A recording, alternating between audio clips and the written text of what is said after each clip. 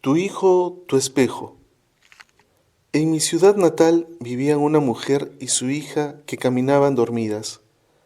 Una noche, mientras el silencio envolvía al mundo, la mujer y su hija caminaron dormidas hasta que se reunieron en el jardín envuelto en un velo de niebla. Y la madre habló primero.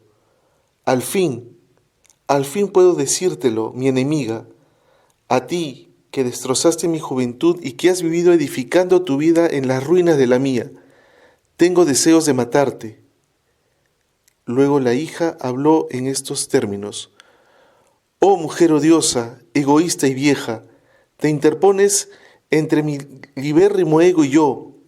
Quisieras que mi vida fuera un eco de tu propia vida marchita.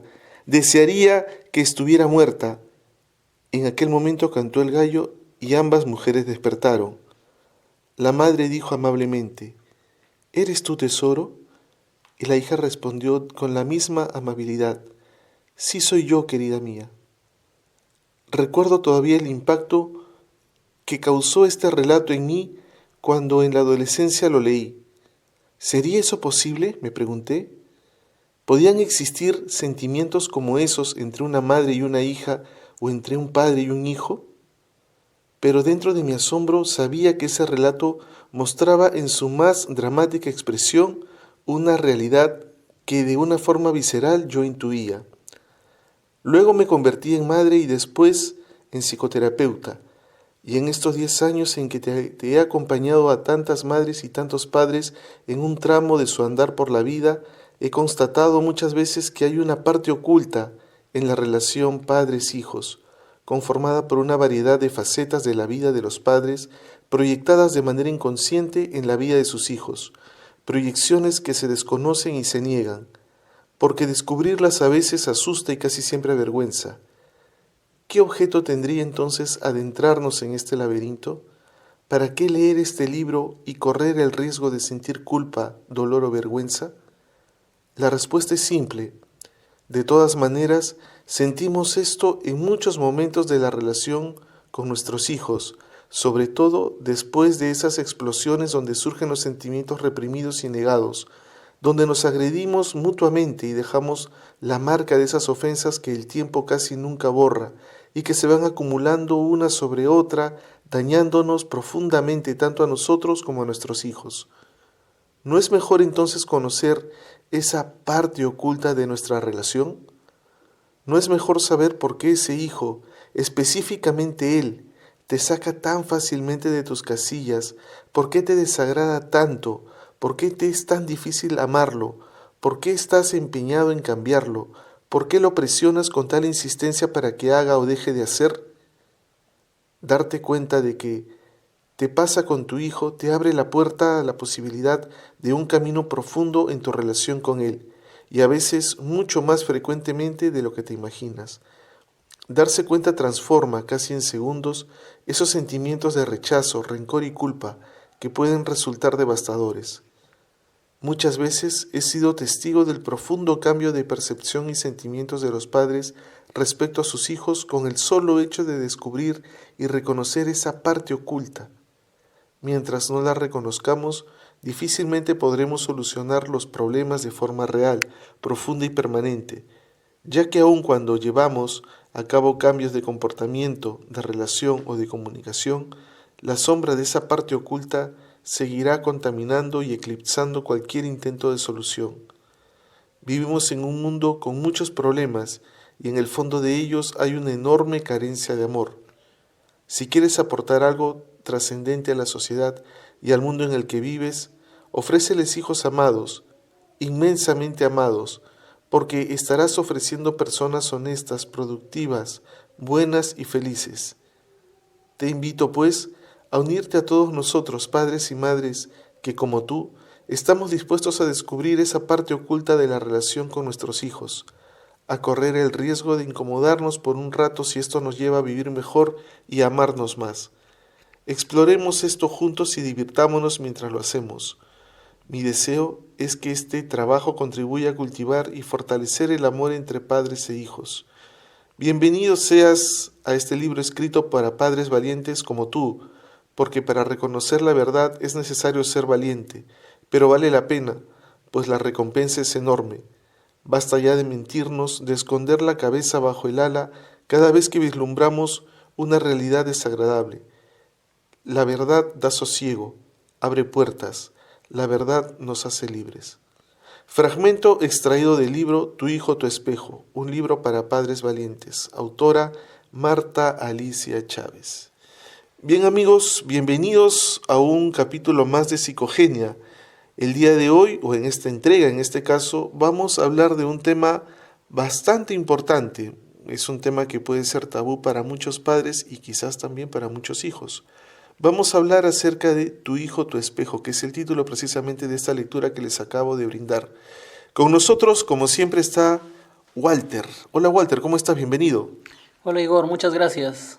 Bien, hoy día nos has traído un texto que es algo de de lo cual muchas personas no quisieran hablar, pero que en realidad existe en algunos casos, no en todos, ¿no? Hijos o padres que tienen sentimientos muy negativos hacia su familiar, ¿no? Ya sea de hijos hacia los padres o de padres hacia los hijos. Sentimientos que no se pueden admitir.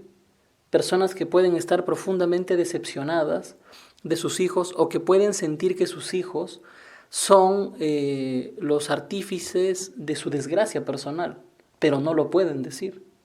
O hijos que pueden sentir también que sus padres les arruinaron la vida, pero tampoco lo pueden decir. Ahora, este tema es poner un dedo en una herida, ¿no?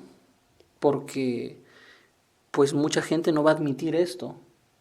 Evidentemente no todo el mundo está en esta situación. Son algunos o serán algunos. Y yo creo que no se puede admitir tan fácilmente porque precisamente se ve como una orden, debes amar a tu familia, ¿no? Y como los debes amar, entonces no puedes, es inadmisible que tengas algún sentimiento negativo hacia uno de ellos. Sin embargo, hay familias donde ocurren muchas cosas que los tienen confrontados o que los tienen en problemas muy serios, y que definitivamente esos problemas tan serios hacen que uno de ellos tenga la sensación de que su vida está arruinada por el otro. Es importante, y como dice en el texto, ¿no? El solo hecho de pensarlo, el solo hecho de decirlo, ya es un paso para superarlo. Porque yo creo que sí, en eso también hay razones para decirlo, ¿no? Que es guardarlo, ocultarlo o negarlo no sirve de mucho. El texto nos invita precisamente a que lo aceptemos, que a lo mejor tenemos una confrontación. Estas cosas pueden pasar definitivamente y es muy importante pensarlas, es muy importante incluso tal vez conversarlas, ¿no? ¿Cuántos de nosotros podemos tener un sentimiento negativo hacia una persona muy cercana dentro de la familia? Que al final la familia no la escogemos. Uno nace en una familia, uno no la escoge. Y a veces nos puede tocar una familia en la que nos sentimos muy entendidos, muy queridos, muy amados, muy respetados. Pero también nos puede tocar una familia que en realidad nos maltrata, que nos educa de una forma tal que nos empujan hacia el fracaso, que nos educa de una forma tal que no nos ayudan a ver lo bueno en nosotros, sino solamente lo malo. ¿Cuántos hijos con sus acciones han podido, o hemos podido, no lo sé, decepcionar a nuestros padres profundamente, y nuestros padres ya en su vejez plantearse que somos su desgracia? Entonces, imagínense, y encima vivir bajo un mismo techo, pues es un desafío tremendo, ¿no? Correcto. Ahora, en esta lectura hemos visto precisamente, bueno, es un caso en el que nos comenta el encuentro de una madre y una hija que están en una situación inconsciente, un estado de sonambulismo cada una, y que finalmente dicen lo que sienten, ¿no? Que no es precisamente agradable para ninguno, y que bueno, al poco rato con el sol pues nuevamente retoman la condición de trato anterior, ¿no? Que era mucho más cortés y cordial, diplomática, cortés, cordial. ¿Qué hacer si nosotros reconocemos que estamos en esta situación, ya sea como padres o como hijos? ¿Qué nos convendría hacer? ¿qué sería lo más inteligente? Porque pensar en que una familia por un tema así simplemente se separe, pues es como que bastante complejo, ¿no? Pero ¿cómo hacer en estos casos, Walter? Como el mismo libro lo dice, ¿no? Reunir valentía primero. Tienes que reunir mucha valentía, mucho valor, mucha fuerza, que te permita esa valentía poder decirlo, poder sentarte con esa persona y hacerle saber lo que ha generado en ti.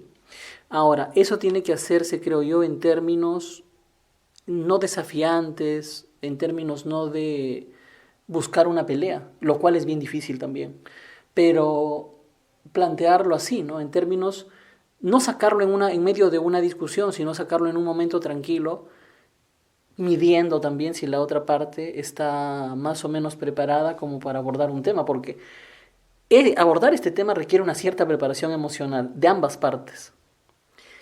Si uno ve que está en un momento como propicio para poder hacerlo, no hay de por medio una discusión, una pelea. Si uno ha hecho el análisis, la reflexión, el autoanálisis de que hay cosas que a uno lo han marcado mucho, si uno ve también que la otra parte tiene una cierta posibilidad de escucharnos, pues plantear la conversación, ¿no? Y decirle, yo siento esto y creo que es triste que yo sienta esto, pero lamentablemente lo siento, pero creo que es mejor que lo sepas a que no lo sepas. Y también de tu parte siento esto y quisiera que me digas la verdad, no me voy a poner a pelear contigo, pero sí quisiera que pongamos las cartas sobre la mesa, ¿no? Como se dice, para tener una cuestión más clara, porque yo creo que es aquí cuando no se trata esto, cuando no se aborda estas conversaciones tan importantes, cuando una de las dos partes fallece, es muy complicado, porque ya con la desaparición absoluta que representa la muerte, estos son temas que se quedan totalmente inconclusos. Y no hay manera de cerrar ese círculo, no hay manera de cerrar. Entonces, por eso digo, aquí se requiere reunir la valentía suficiente, encontrar el momento, que no haya discusión y que la otra parte esté más o menos preparada y poder plantearlo. Ahora, si la otra persona nunca está preparada, pues no se va a poder hablar también, ¿no? Ese es un tema quizás que requiere voluntad de ambas partes, ¿no? Basta con que una de las partes falle o no tenga la voluntad o no tenga la predisposición o la claridad o la simple intención para resolver o para subsanar esta situación, vamos a tener un escenario adverso en el que finalmente no se va a dar ningún resultado, se podría agravar más bien esta situación.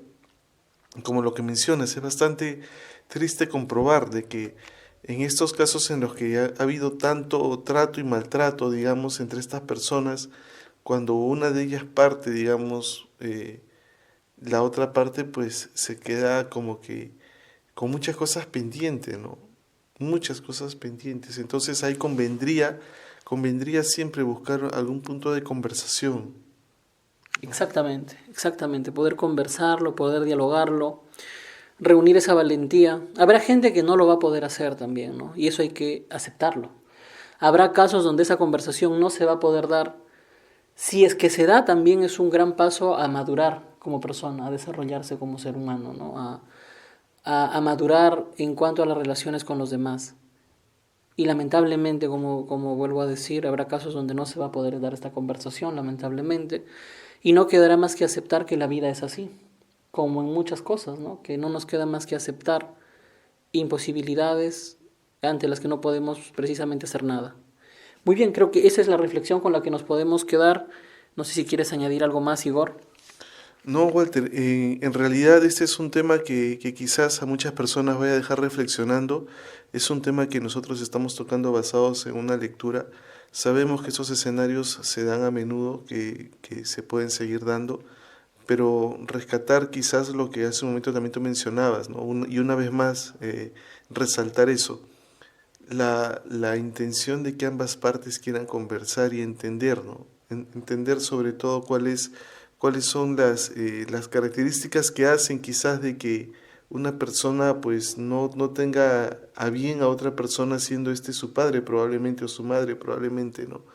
Identificar si es que precisamente hay esta intención de querer mejorar el panorama y encontrar este punto de conversación para subsanar estos inconvenientes en la familia. Bien amigos, yo creo que con esa reflexión o con esos puntos podríamos cerrar. Con nosotros será hasta una siguiente entrega de este su programa Psicogenia. Y bueno, ya conocen nuestros correos en nuestras redes sociales. Estamos siempre atentos a la comunicación que nos puedan enviar por ese medio. Nos vemos en una próxima entrega, amigos. Hasta pronto. Hasta pronto amigos, gracias por su atención. Nos escuchamos próximamente. Hasta pronto.